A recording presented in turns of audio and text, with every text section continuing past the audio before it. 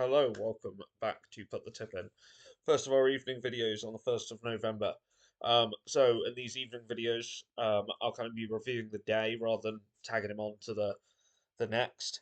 Um, so we start nice and fresh. But also, I'm at stage of the research at this point before I start putting them into tiers and kind of finalizing them down, where I can kind of tell you the early horses I'm looking at and therefore the prices. So you can have a look, and if there's any specifically you like, then you'll be able to, um, you know, back them at better prices. Um, because we always look at the extra place races. Um, so the day before, you're not getting best odds guaranteed the day after. So, or generally speaking, you're not. So you can back them the day before, and you're not really at a huge loss, unless obviously they go massively out. In which case, hey, in some cases, like with another run, last month we backed at 28 to 1 the night before. It went off at 66s the next day. I backed it at that as well. When I see those, usually that's to me. If I already fancy it, happy days. Um, in terms of the review of the day, it hasn't been the best day. If we look really, so I'm going to do it kind of like I did last month, in terms of how we work out the cash. So we'll only be doing our main list in terms of the long list. So tier one. The other stuff is more just for you guys, so you can kind of have a risk factor. Um, but so in tier one, we had Ragman's Corner and Special Cadeau Place. There is no doubt. Um, did run okay, but unfortunately not quite there. Um, and let's be honest, Quercus was awful. It frustrates me because I saw that that race was a wide open opportunity, um, and I just picked the wrong outsider because actually Winter Crown won at 33 to 1. I knew there was opportunity for value there. We just fell on the wrong one, and that is what it is. Um, I'll hold my hands up there, but I don't understand how Quercus ran so badly. Um, at the end of the day, that means we had 40 down on horses at £5 each way stakes, 15 down for the day. Um, Not the worst. Um, it's okay. Uh, we'll get lots of these kind of small losses and then big wins. That's kind of how this works and how last month worked. Um, if anything changes, then I'll look to change the system, but that's how we're running this month. Um, so I'll quickly go through the horses I'm looking at now, and the odds, and you can have a think if there's any you want to back. And then tomorrow they'll be sorted into tiers. Some will have gone out, some will have disappeared because the odds aren't good enough. These are in order of meeting. Um, so we have Carlisle, the 12:32, Mr. Hope Street at 5 to 1.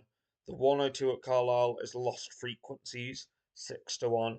Florida Dreams in the 202, 15 to 2. The 312 Valdanza, 5 to 1. The 347 double digit, 6 to 1. They're the five from Carlisle I'm currently looking at. Then Huntingdon.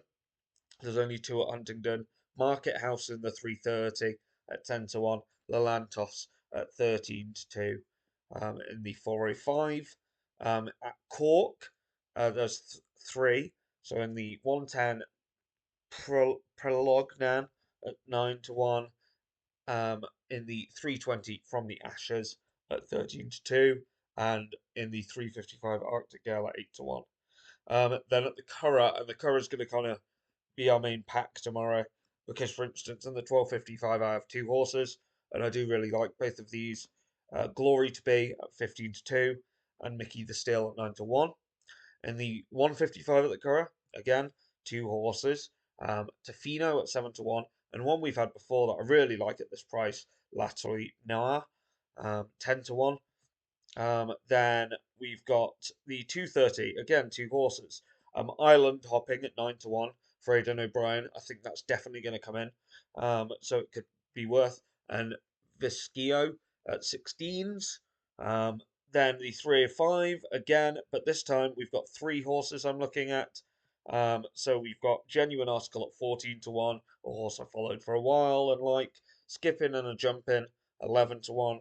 Three and Curdor, a horse I'd follow off a cliff, 8 to 1. Do you think Curdor is in with a shout? And then again in the 340, we have two horses, both of the Weld horses actually. I like both their chances, and Weld doesn't send a horse unless he knows it's in with a shout. Sharanga and Ronzina, both at nines. And then in the 415 at the Curragh, Factual Fact. Um, if I'm looking at horses I'd maybe be preferenced of backing tonight, well, I do think Island Hopping will be coming in, and I do think Mr. Hope Street will come in massively. I think they're probably the two. I mean, I'll probably Genuine Article and Last Philippe Noir and Curdor are ones I like and will back as well. But that's kind of where I'm at for tonight. There's 22 horses there. That's just to give you a picture of kind of how many I work through and where I get it down to. That's kind of where we're at. So, if you fancy any of those, then go for it. But there's your little preview of the night before, and I'll see you in the morning with the tier system. As it stands, by the way, football bet's going very well. Let me just have a look at the Liverpool game, because unfortunately my partner sat at the other side of the room, and I am going to have to ruin this for her. But Liverpool are winning 1-0, but that's good because we need 2 goals in that game. The only annoying thing, no cards in that game yet. But cards generally, I lean on the fact they come in the second half as the game develops.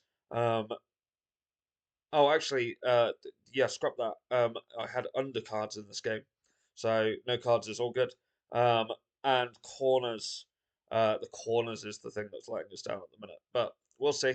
I remember watching a Liverpool game last week where, um, the bet came in, but only at the last minute.